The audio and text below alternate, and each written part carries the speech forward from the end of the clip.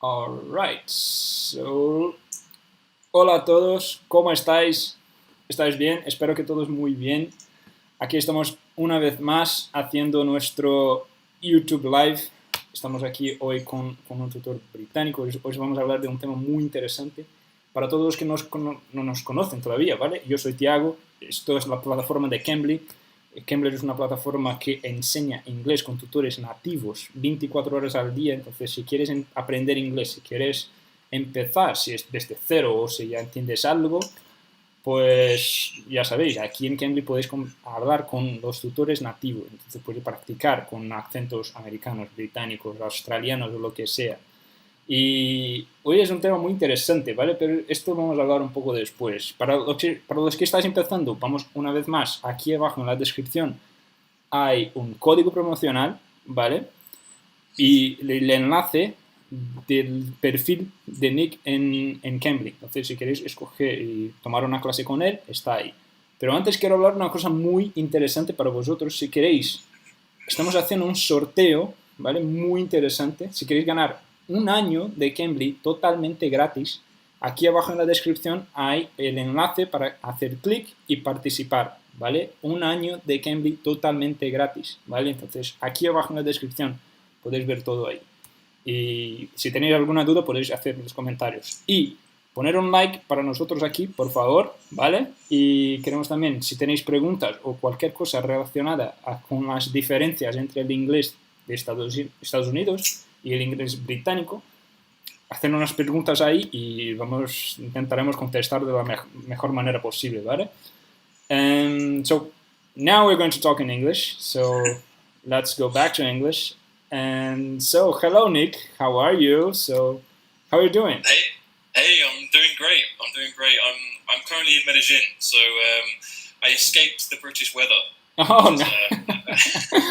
That's a very interesting thing. So everybody who's watching, see, there's a lot of people from Colombia. So kids are already living in Colombia. So I mean, tell us a little bit about yourself. Tell us your background, and yeah, present yourself for us.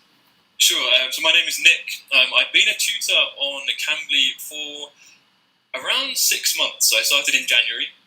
Before that, I lived in London. So I lived in London for about 8 years. And in London, I was working in technology. So my background really is in business, in sales and marketing. But I got a bit bored, and I decided to quit and travel basically the whole of South America. So I've spent some time in basically every country, minus a few. But now I'm currently in Colombia, in Medellin, and hoping to explore more of the country. But I think for the time being, it's not going to be possible. Yeah, well, now we're everyone are living a different like it's a very strange thing. I mean, we were not used to that, right? So how's the things there? How coronavirus and like the lockdown? How's everything in Colombia right now? At the moment in Colombia, it's very strict. So it's a lot stricter than what I've heard back home in England, where things are starting to normalize slightly, the new normal. But here in Colombia, things are still strict. We're still on a quarantine, and I'm sure everybody in Colombia knows Pico de Cédula is it's been extended until the end of this month. So It's better, but it's still not freedom. Still not freedom yet. So I'm looking forward to it. Yeah, well, every one of us here in Madrid is the same. We're in this sense of going out of this lockdown, but we still are in the phase 1, I think. So we cannot go out, but we have a lot of like things that we cannot do. We cannot. I mean, but we hope that things will get better sooner. So everything will be. What's the first thing you want to do? The first thing I wanted to do. After the lockdown. Probably I'll go to Barcelona to visit my parents. Okay, nice. A bit of travel. Yeah, that's one of the things that I wanted to do right now. To go there and visit them and to see them. It's a very strange thing that we are actually kind of. It's not that close, but I mean, it's close, and but I cannot go there. I cannot leave Madrid. But yeah, I mean, for now, it's basically probably the first thing I will do is go to Barcelona to visit my parents, and it will be good.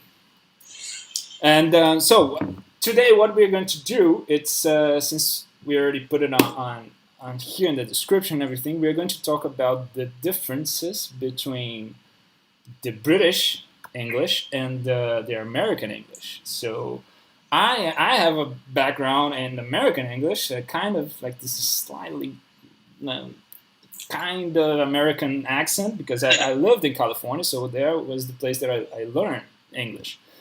And but as I told you before, I lived with a British guy, so it was a very very funny thing for me to experience this British accent. It's a very strong British accent, and he was always telling me all those kind of stuff, and like the English from England, it was like the real English, and Very proud. yeah, very very proud. I mean, it's there's no other way that I could say like no, but it's different things. No, this is the real English. So the English from England, the British English is the real one, and it's actually true, right? I mean, it's the first.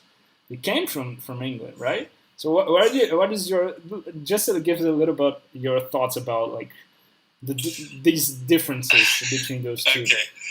Well, obviously, being British, I think we do have a bit of pride that comes into it. But having said that, I believe, regardless of whether you speak using the British form or the American form, people are going to understand you. People are going to understand you. The only things that you probably will have the most differences is going to be some of the slang. So I know us Brits enjoy lots of different slang words. So if you want to sound more authentically British, then I think those are the ones you should learn. But again, it comes with talking with natives, and you pick it up easy enough. I feel like a lot of the main differences come in spelling. Spelling seems to be a main difference. For example, realise in the British spelling, it's spelled with an S. Oops. Oh, I don't. Realise would be the British spelling, and then you've also got the American spelling. So you'll hear this a lot as a main difference. And in fact, where I worked previously, it was a British company which then had American owners, and all of our marketing material was changed to the American spellings, which is fine. But obviously, for some of the English people in the office, we're a bit like, "Hey, come on, guys! Like, we're a British company here. Why is all of our spelling changed?" But you can see it's a minor difference, and it's pretty obvious. Yeah, I mean, it should be like very difficult. It's one of the things that it's for us here in Cambly as well. It's a very difficult thing. It's the communication because I saw here that for example, Ma Fu, she was asking what are there many differences between both languages, and or just the accent. I mean, it's basically I don't know where you're from, Ma Fu. Just put it here in the comments where you're from, but it's basically the same differences. So correct me if I'm wrong, okay, Nick? So I think it's basically the same difference between the Spanish from Spain and the Spanish from Latin America, from Colombia, for example. And the basics, it's like the basic language is the same, but they have some differences between the accent and some words and the slangs. And it's difficult for us here in Canada as well to attach the communication to each country. So the way that we talk here in Spain and then in Latin America, it's different. And so, correct me if I'm wrong, okay? There is anything that we can link between the Spanish here in Spain and the Spanish in Latin America, and the English from UK and the English from America?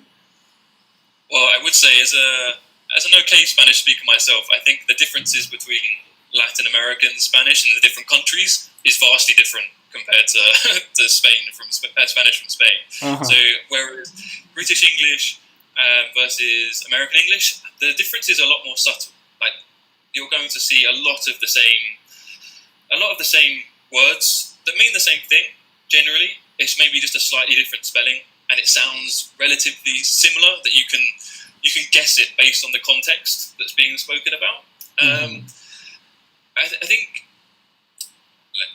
literally the main difference would be depending on your ear and how accustomed you are to listening to a British accent, because I know that a lot of movies and a lot of series on different platforms are generally in American English.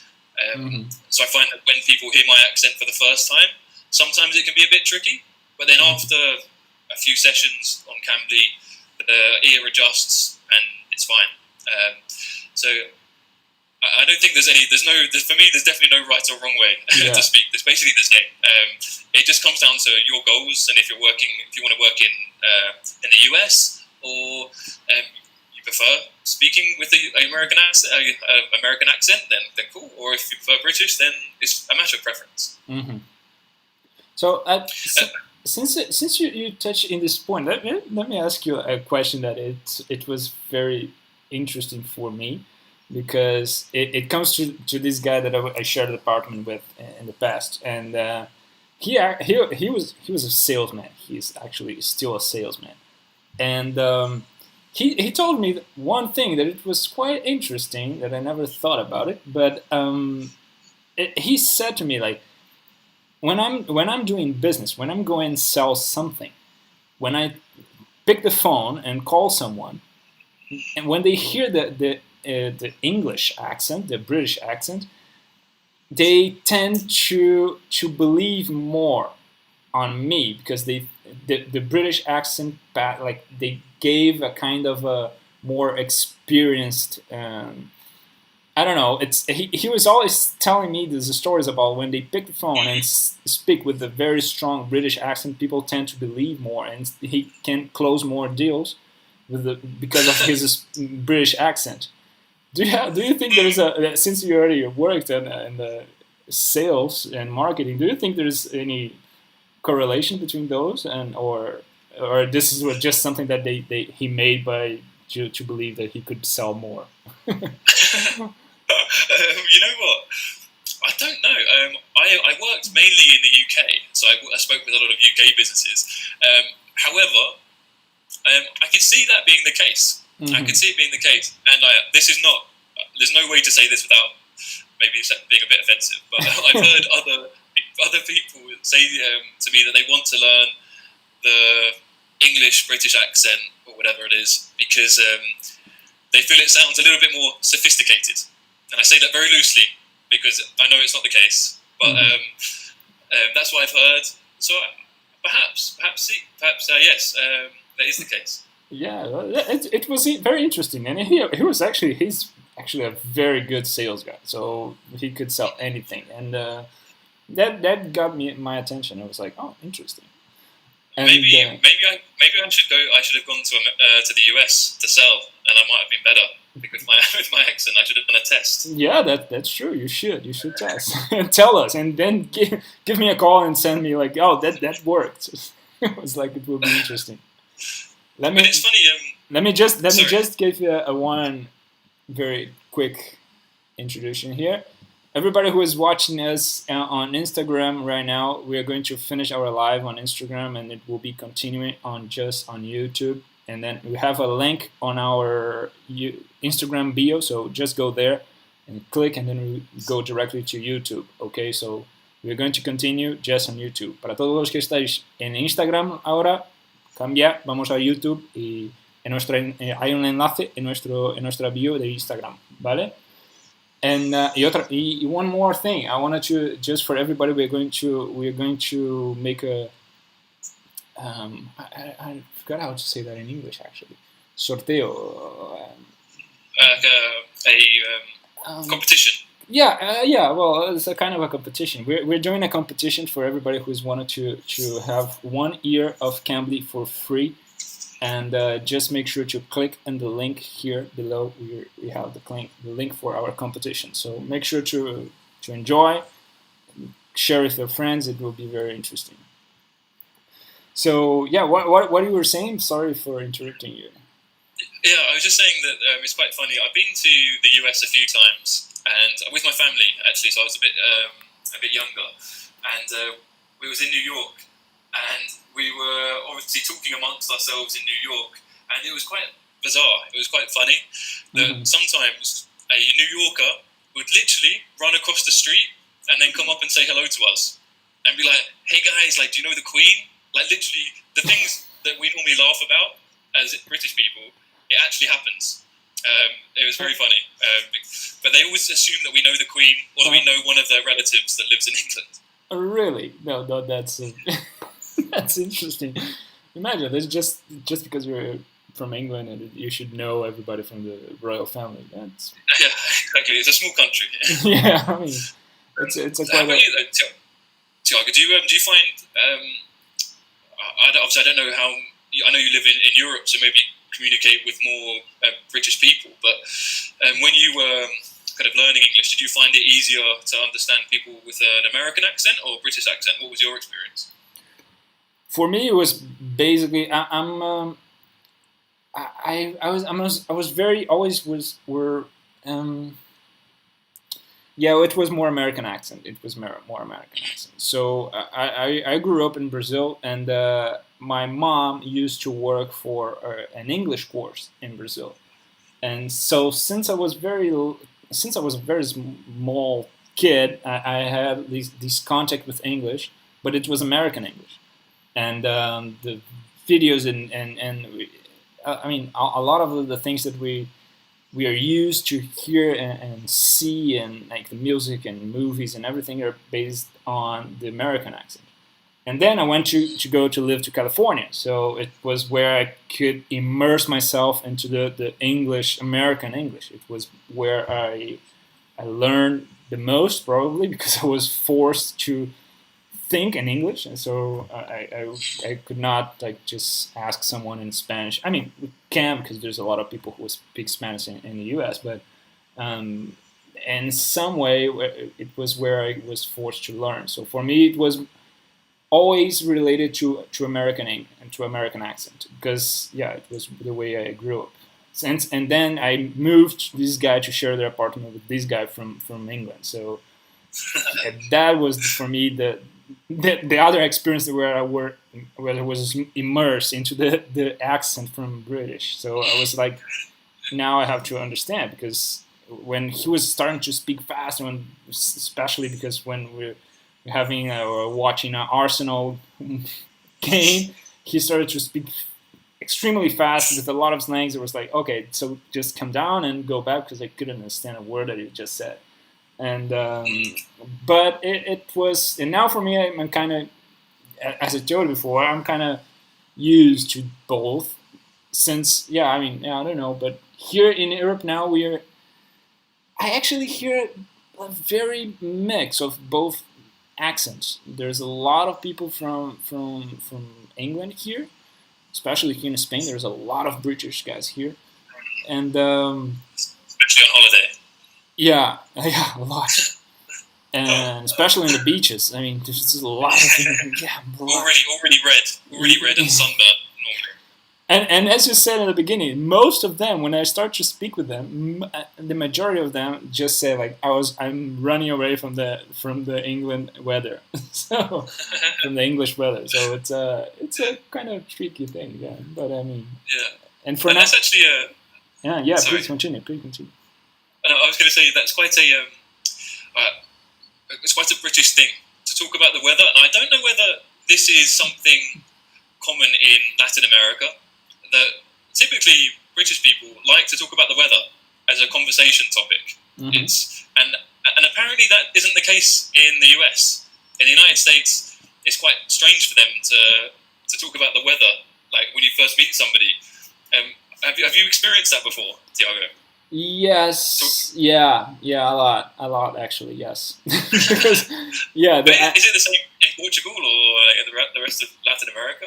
it is the same. For example, here in Spain, I think there's this difference between like Europe and the South American, Latin American in general. And because here in Spain, and they like to talk about the weather a lot, and it's not like, I mean, okay, like we can talk about weather, but it's nothing that I was used to. Like in Latin America, we're not like used to that. So, and it was quite interesting actually to see. And I think it's an European thing to talk about weather. I mean, I don't know, but It's very small talk. It's a very strange, especially considering as it's always raining in England as well, that we still like to talk about it, which is it makes it even stranger. Yeah, that's true. But it's interesting. Yeah, those differences between like these, it's a cultural thing. So it's interesting to understand and live on those differences. Let me. Okay. Say. I was going to say there's another difference, and I was actually today. I told some students that I was going to speak with you about this topic, and they were telling me some of the differences that they noticed. Because obviously, I know British English very well, American English, okay. And one thing that was quite confusing for people, and it's confusing for my friends as well from other parts of the world, is when we talk about time.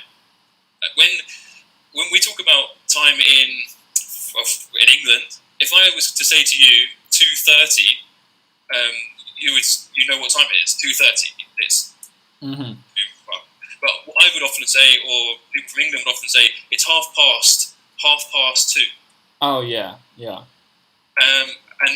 for some reason, used to confuse the hell out of my Dutch friends and Swiss friends. They'd be like, okay, so what time are we leaving? Before 2 o'clock, or like they just was very confusing. So I feel that that's one to look out for, especially when we're talking about time. Yeah, that's a very interesting thing. Yeah, I never thought about it, but actually, yes, it's a 5:30. Yeah. Normally we say like 2:30. 2:30. It's okay, and everybody can understand that. Then it's definitely a lot more precise. Yeah, so it's like 3:30, and probably people are okay. So maybe like they're doing some calculations and stuff in their minds. But it's interesting. Yeah, I never thought about it as well. I mean, we are having a lot of questions here actually. So everybody, thanks again for those questions. Let's take one here. Let's see what's. There's one here. A question to Nick: is there an area or city in the USA where people will speak with a British-like accent? Do you know anything? People that speak with a British accent in the US. Yeah. Ooh, not that I know of. Yeah, I don't know as well. It's very strange because, well, not strange, but there's so many. Basically, every major city is named after a British city. So you can obviously see where a lot of the cities' names come from. Like New York is obviously based on York, which is in the north of England, and then you've got New England, for example. So there's lots of similarities we can see from our ancestry, but not that I know of that speak with a British accent. No. Yeah, well, I don't know as well. Yeah. So just New England, it became very famous because they're New English patriots. So exactly. And since we touched on this point of New England patriots, let's talk about like there's a very interesting difference, and especially in words, and there's football and soccer. So in British we say like football is just for football, right? So it's okay, it's normal. But in America, football, it's actually the NFL, so it's like the American football. It's different, and they're not using their feet to to play, but they call it football, and they call the football soccer. So do you guys say soccer in British as well, in England as well, or what is the big difference? Not unless you want lots of angry football fans to shout at you. No. It's quite a. It's not. I mean, it's sensitive in a jokey way. Like we always joke about it with our American friends, because, as you know, football was invented in England, and that's what it is. It's football, so it's quite a sensitive topic. Yeah. But yeah, we definitely call it football, and there's a lot of passion, right? and this sport, so it's a lot of passion. I think I never saw any country. I mean, there's a lot of countries around the world that they have this passion, but I think in England they are extremely passionate about their teams and their sports itself. Like the football, it's something that it's in their culture. Like it's huge, right? It is. I'm a Crystal Palace fan, and we're not very good. A team from South London. But yeah, we're obviously very passionate. But it's funny how passionate we are, considering how bad we are. We're just not good. We're not, as a national team, we're not good. We're not good at football at all. But we still like to get behind us. Well, I mean, it will be. I think that you guys are pretty good. Like the Premier League is very good, and like it's one of the most interesting. Yeah, it's because we've got lots of players from Spain. We've got lots of players from Spain, Italy, Brazil, all of these other countries with better players than we've got. I think England's sort of stuck in the dark ages of football, playing long balls and stuff. But it's funny. Oh, right. Okay. That makes sense. But yeah, okay.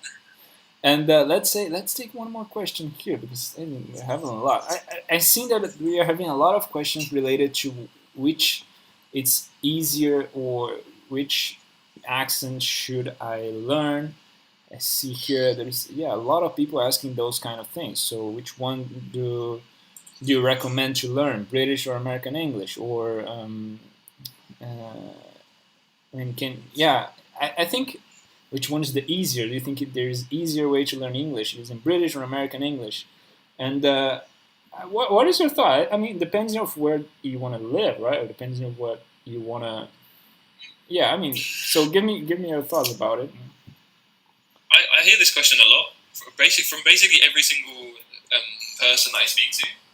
They ask me this question, and I always say the same thing, that obviously you're going to have different goals. If your goal is to live in the United States, then probably it makes sense to learn that accent. Or likewise, if you want to live in Britain somewhere, or in England specifically for the English accent.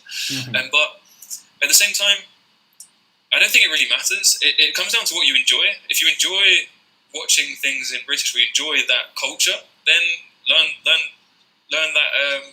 by watching things in our accent. And again, the same within the US. I always strongly encourage not to focus on learning an accent. I believe it's really difficult to learn an accent. I think that comes after time of living in a place, and you pick things up naturally. So I talk from experience from Spanish. I really like the Colombian accent, but it hasn't stuck to me yet. So I don't force it. I try to if I can, but I let it come naturally. I think that's the best way. Yeah, definitely. Because it's that thing. So everybody who is asking, so Dagny and Wistony, all of you are asking this question: which one is the easier, or should I learn this or that? I mean, it is the same. We're learning the Spanish from the basics of Spanish. So learn the basics of English, and the grammar, it will be the same. And then the accent and the way people talk in their country, you will learn during time, as Nick said. It's perfectly fine. Yeah. And exactly. The bones, the skeleton of the language are identical. They're more identical than other differences between different Latin American languages. So get the structure down, and then the rest will follow. Yeah. I saw here that there's the same guy who asked Wistony Janel Cabral Reyes. He asked, can you speak like a British people? I cannot speak like a British people. Definitely not. Try it. Give me your best British accent. Tell me. Ask me if I ask for a glass of water. Yeah, that's Let me try. Can you give me a glass of water? Water. That's not bad. Water. Yeah, I mean, in the American accent, we say like water. It's, and in British accent, it's water, right? It's water. Water. Well, that's what they say. I mean, in some places, yes. In London, probably in London, I would say that. But people don't realise how varied the accents are in England. Like, you've got London. Mm-hmm. My accent is from the south of England. It's quite neutral. I wouldn't say I've got a strong accent. Mm-hmm. But if you go to London, it's different. If you go to Liverpool or Manchester, mm-hmm. Manchester's kind of like this. They're like, if they said Manchester, they would say Manchester. Mm-hmm. Like, very strange. And then you've got the South, which sounds like they work on a farm. We call them farmers because it's very rural. So there's lots of different accents in England, in a small country. Yeah, definitely.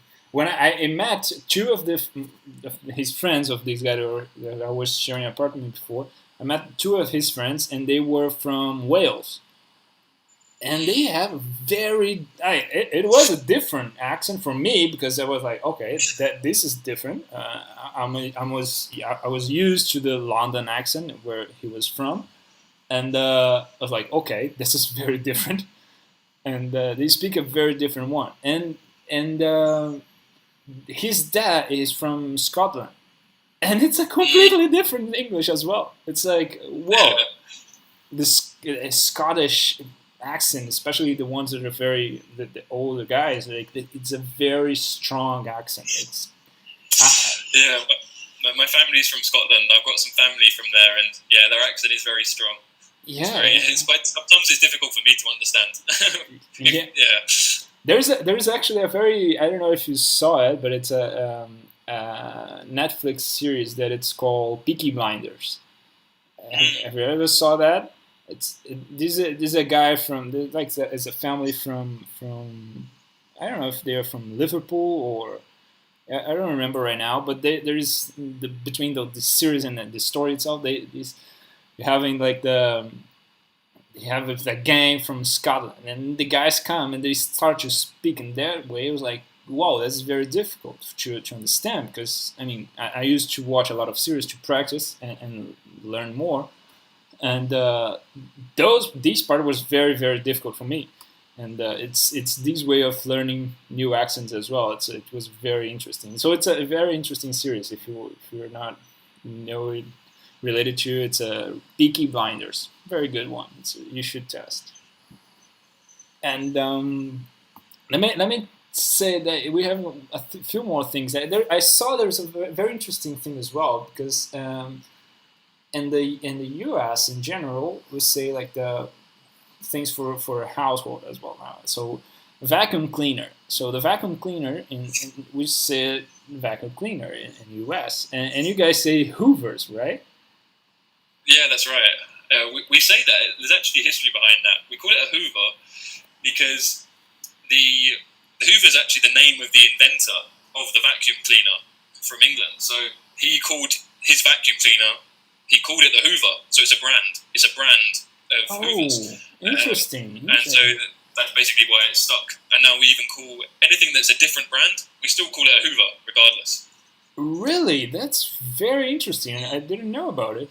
So it's because of the brand. Yeah, it's just a brand. There's no other reason behind it. Wow, that's interesting. And it was stuck in a very wow. I didn't know it. Very interesting. Very interesting. Let's see let's say some of more questions here. Like, guys, thank you for the questions. Interesting. Cecilia. So hi, Cecilia. Thanks for your question. And she's asking. She put it. Hi, Nick. Can you talk about the difference between using to have got in UK and using to have in US? How do you use have got in past form? Whoa, thanks for the question. So to have, yeah, thanks for the question. To have got and to have. Yeah, to have got and to have. Yeah. Okay, so I mean, in that context, let me think of an example. Mm-hmm. So, okay. Interesting. Okay, so let's think of an example. I have got a iPhone versus I have an iPhone. Mm-hmm. If you said both of those sentences to me,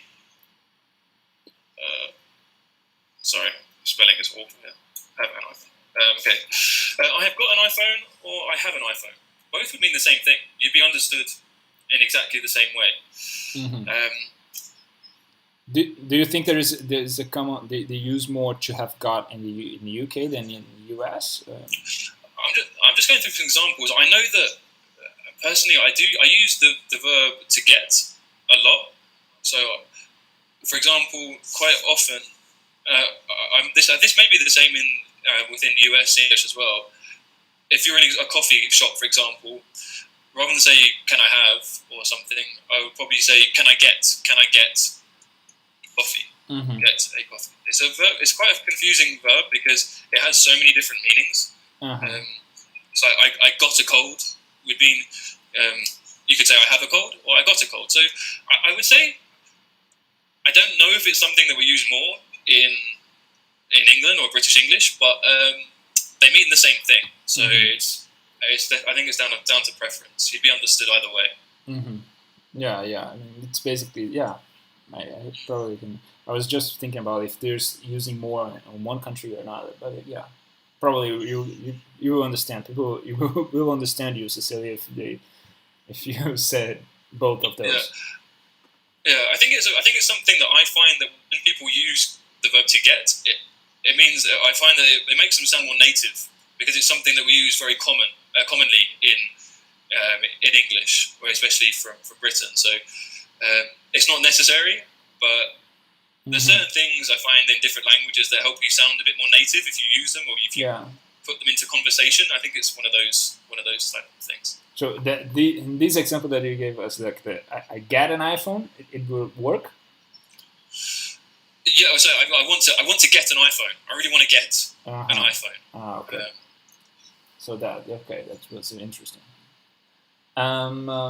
Let's say some of the things that I put it here as well, and let's see if you agree with me that exists this difference. And when you talk about like university and university in UK it's university, and in the US it's college. You guys said college in UK as well, or what's the difference between those two for you? Yeah, so there is a difference, and I believe it's down to the compulsory age that you have to study to. And correct me if I'm wrong, Tiago, I don't fully know from the US, but in Britain you study compulsory. You have to study until the age of 16, and then after the age of 16 you can leave and you can go and do whatever you want, or you can go to college, and you go to college from the age of 16 to 18. And we either call it college or sixth form, which is another way of saying college, basically. But we call it sixth form. And then once you've completed sixth form or college, then you go to university from the age of 19 to 21 or beyond. So, but I believe it's different in the US. That do you have to study to the age of 18? Is that right? Or yeah, I mean, I'm there's this thing about the university and college thing that is quite. Sometimes they say university depending on the state that they're living in, and it's more common to say that. But college is probably when you go out of school and start. It will be something related after this sixth form that, as you said, you will start at college in the U.S.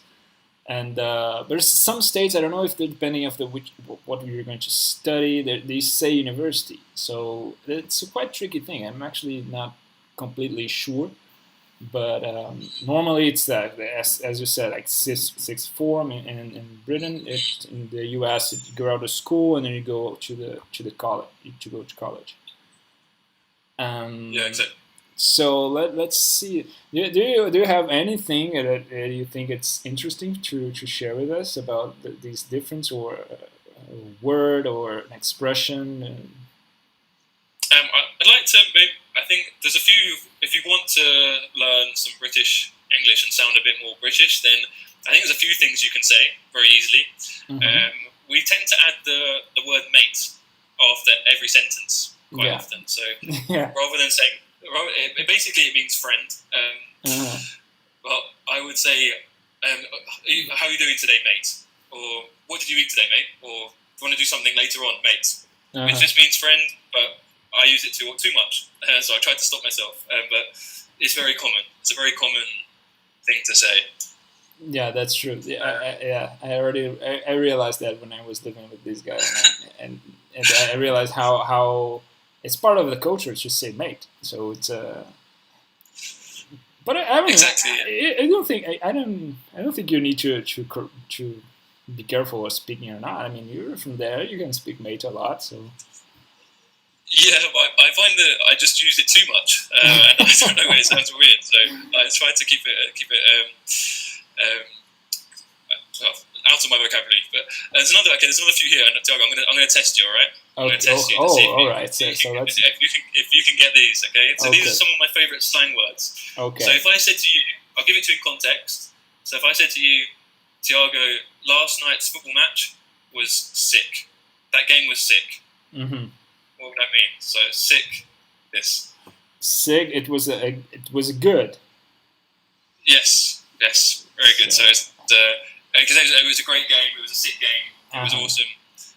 But we use it very interchangeably, and it's very common in England, especially. But obviously, it has the other meaning of to be sick, to vomit, as well. Yeah, and it's interesting because in the US we there's an expression with sick. Normally it's a kind of a slang as well when they say like, "Whoa, this was sick," and then you're like, "Go, dude, that was sick." Like we're doing the skateboard stuff, and then you go jump up the stairs. You're like, "Go, dude, that was sick."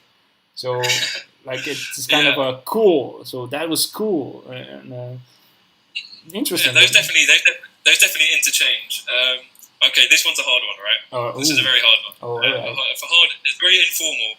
But if I said to you, last night I drank too much. I drank too much aguardiente or whatever it is, and I chundered everywhere.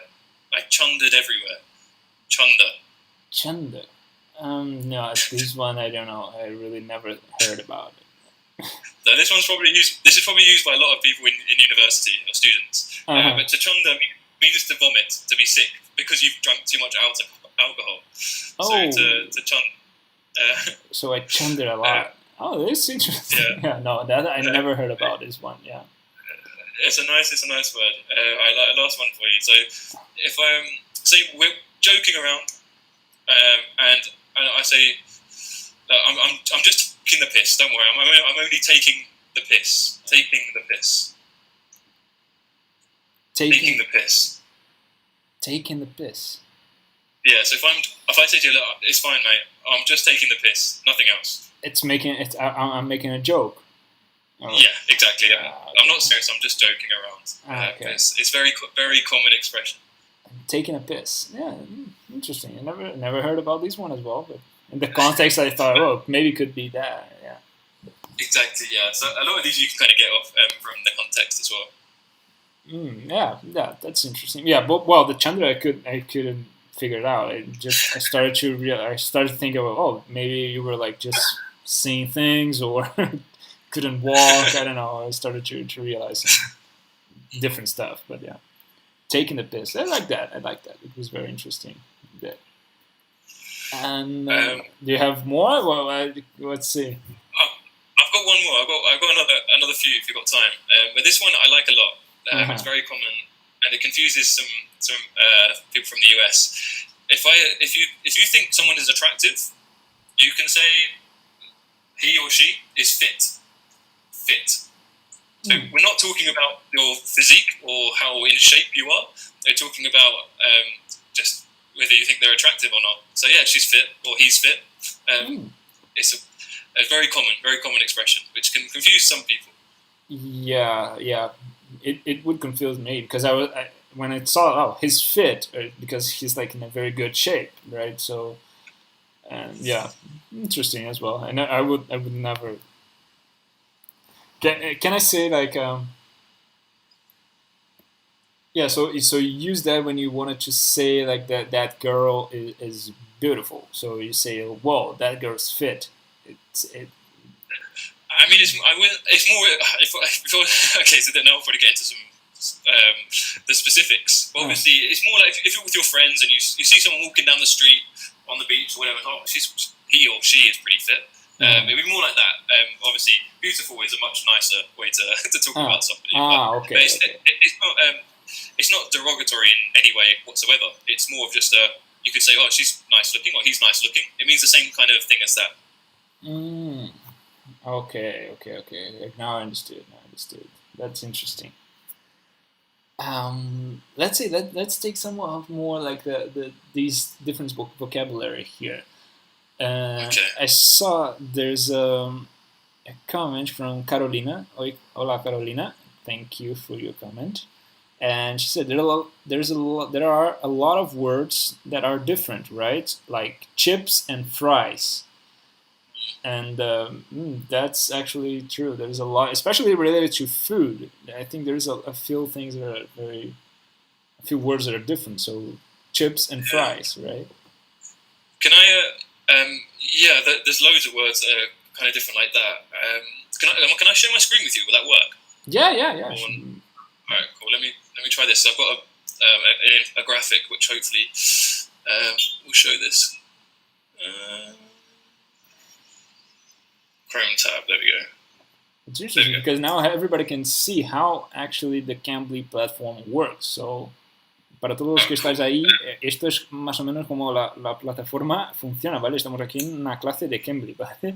Entonces el tutor puede compartir su pantalla, pues bueno, mirar lo que queráis y esto es una forma muy interesante de aprender. It's very interesting. Thanks for this. It's very interesting. So this is actually very great functionality for Cambly. So hopefully you can see what's on my screen now. Yeah, Can you see a little bit. Yeah, autumn. Yeah. Autumn. Fall. So these apparently some of the common or major differences between British English versus American English. So especially I didn't know this one was in Britain we call barristers or attorneys, so people that work in law or in the courtroom. We have barristers, and our barristers have to wear a really quite strange wig. They wear this. I think it's obviously from many years ago tradition, and you don't have to do that if you work in America apparently, and you're called an attorney. So it's very different. Pretty obvious because basically every American TV series has got some kind of attorney in it. Yeah, so those ones the ones that they put it like this kind of the hair and the clothes and everything, right? Exactly. Yeah. Okay. Some of these might jump out to you a bit more, Tiago, because if you've seen any ones that are very different. I think you mentioned about biscuits and cookies. If you ask for a cookie in England or in Britain, they're going to give you something that has chocolate chips or some kind of chocolate inside it, and we call that a cookie. Whereas a biscuit for us is everything else. Everything else is a biscuit. Oh, interesting. Yeah, that's very interesting because I had an experience with that myself. So I asked that for a cookie, and they gave me like some chocolate chips. It's a kind of a. If you ask for a cookie, you'll get something very nice. So don't be worried about asking for a cookie. Yeah. I mean, it was good, but I wanted actually a biscuit. But I asked for it was that was in Liverpool when I visited in Liverpool, and I was in a restaurant, and then I asked for a cookie, and they gave me these little chocolate things. I was like, oh, that's not a cookie, but okay, it's good anyway. So yeah. Very true. And then you've got your classic example, as mentioned, with chips versus fries. So they're very different. For us, chips are fried potato. A potato is chips. And the American, we call them crisps. So the things you eat in a packet would be crisps for us, rather than. I don't know. What do they call them? They call them chips, don't they? They call them chips. Chips. Yeah, like Doritos it's a chip, or like those Lay's, it's chips, and Yeah. For us, they would be crisps. Yeah, because they have like so it's the difference, because then we have the French fries, and in American they call the French fries like the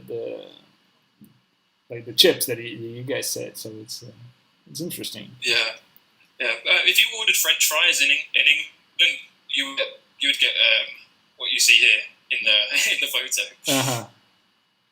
So I think it's mainly if I went to the US and asked for some chips, then they'd probably give me some. Yeah. I don't know how to describe it without calling them crisps. Yeah. It will be like a Doritos or something like that. Something like that, yeah. This is an interesting one. I always found like the difference between the front portion of the car. So we call it the bonnet, and they call it the hood. They will say, "Can you pop the hood?" Or pop the trunk if it's at the back. Whereas we call it the boot. Oh, interesting. How you say it in UK? So look at this one first here. For hood, the front of the so the front of the car we have bonnet. Bonnet. So bonnet. Mm. Yeah. It's quite a strange word when you say it out loud. Bonnet. Yeah, it's called the bonnet. Bonnet. And then obviously hood for the US. Yeah. And then we have boot. So the same as the thing you wear on your feet. A boot. Yeah. That's what we call the back end of the car. And they obviously call it the trunk. That's nice. And I didn't know about it. It was a bonnet and boot. There's a when you say about that one, this one we posted on our social media as well, and it was a difference between that. I didn't know about it when we started to research as you said about the boots that we put it on feet. So in the US we say like sneakers, and in the UK I think you guys say trainers, right? Yeah, that's right, trainers. And yeah, that's one of I didn't know about it. It was like, oh, trainers, but why? Like sneakers, it could be like. Yeah, sneakers sounds kind of weird to us. It does sound weird. It's very. I obviously know what it is because there's so many American movies. Yeah. But normally it's just like trainers.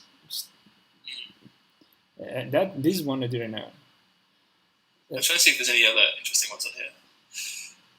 This one apparently is a big difference. So, holiday. If you want to take some time off and go to the beach or go somewhere abroad, we would often say we're taking a holiday. So, I want to take 2 weeks holiday to go to Barcelona or something. Whereas in the US, they would say vacation. Vacation, yeah.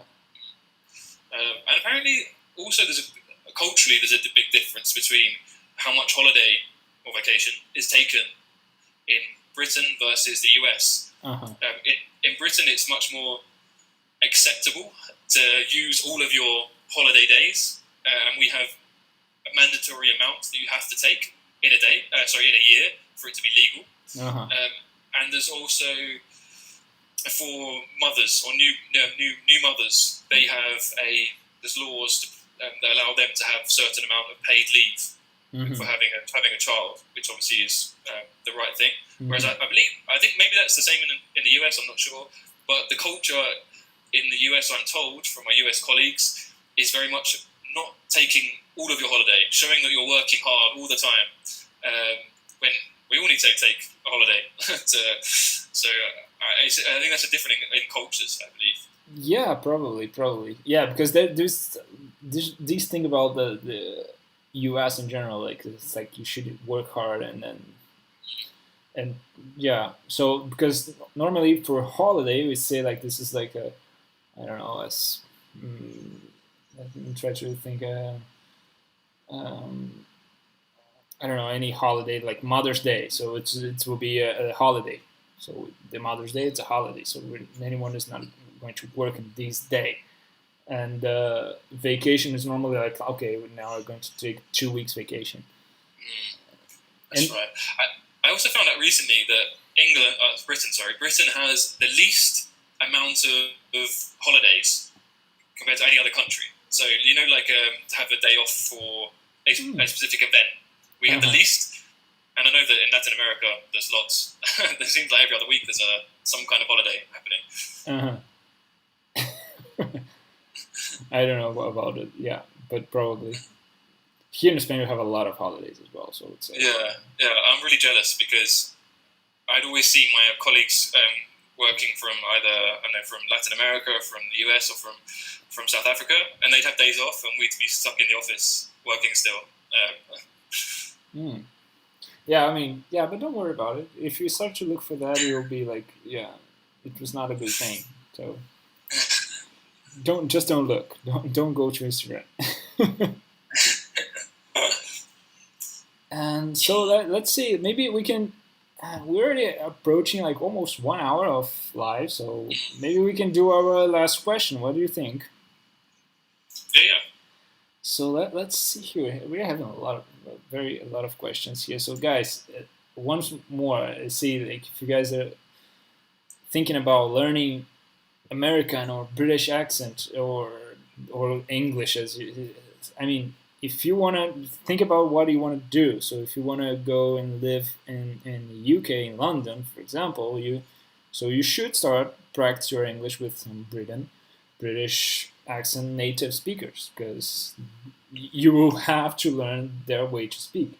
But if you wanted to go to California, I mean, you should take some classes with people from the US. So depending of what you want for your professional or personal life. So don't there is no, as Nick said, there's no right or wrong way to learn English. It's basically the same language. It's just these different ways of talking, the accent, and some words that are different, but we can both everyone can understand.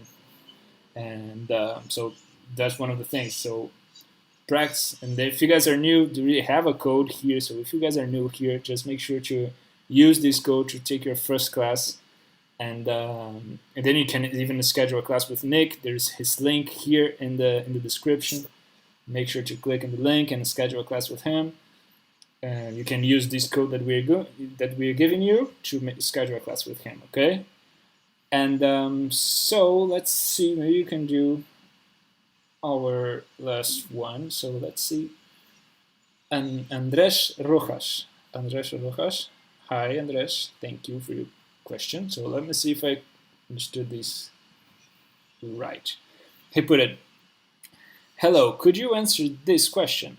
When I use I wish I past verb. So I wish I learned.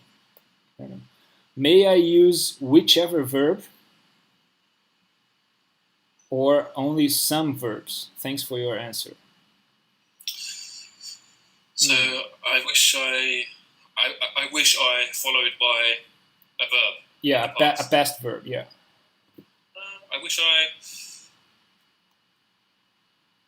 I'm just running through some examples in my head. So yeah, I wish I learned Spanish when I was younger. I wish I went to see Crystal Palace more last year. Yeah, I wish plus past. I wish plus past verb tense makes sense. Mm-hmm. Yeah, whichever, like, doesn't matter. Like, yeah, I wished I learned. I wish I, yeah. I don't know. I couldn't. I can. No, I'm not sure to think about any examples right now. But I think it's, as you said, you can use with. It's the same. It will be correct, right? Yeah, I mean, you could use. Well, the two past tenses you could use. I wish I. So the past simple, I believe. I'm not always fully. I can't always remember these. But past simple of I wish I learned Spanish, say for example, or I wish I had gone to English class like before the match or something. So those two tenses. So I wish I had. I wish I learned. The only one that I'm thinking that probably wouldn't make sense if you wouldn't say I wish I have been. The present simple wouldn't make sense, but the other past tenses, yes, would make sense. Okay. So yeah, I mean that's good. I think we already had a lot of different questions. We talked about a lot of different topics. So thank you again for your time, Nick, for having us here and sharing some knowledge. And do you want to share or say anything for everybody here? I would just say, as somebody who is a language learner themselves, and obviously I just work using the Cambly platform, but I think it's great just because I feel like the one thing that lacks from people learning languages is actually just having conversation. You can learn all the grammar you want, but you need to actually put it into context. You need to speak with natives. So I think it's fantastic just to be able to connect with anyone around the world. And I'm waiting for the Spanish one to come out. So Tiago, you can pull some of your weight and get me a Spanish Cambly. Yeah. I mean, so guys, everybody, a todos los que estás ahí, Nick quiere clases con gente de Latinoamérica y de España. Entonces, ahí ahora, vale, coger el enlace, coger nuestro promo code y tomar las clases con él. Let's see if we can get some Spanish people to have classes with you. That will be interesting. That sounds great. So, I mean, thank you, everybody. So, one more time, guys, everybody, we are having a very interesting, if you want to have 1 year of Cambly for free, just make sure to participate and compete. Here down, we have the link for compete for 1 year of Cambly for free. Okay, share with your friends, give us some likes, thumbs up, and we see you in our next live. So, thank you. Gracias a todos, muchísimas gracias y nos vemos en la próxima live. Cheers, guys. Bye-bye. Bye-bye. Cheers.